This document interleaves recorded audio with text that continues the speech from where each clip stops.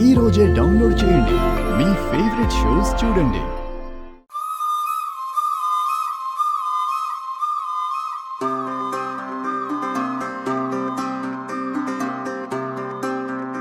నువ్వు ఆగో. దిష్టి తీయాల్సింది నువ్వు కాదు.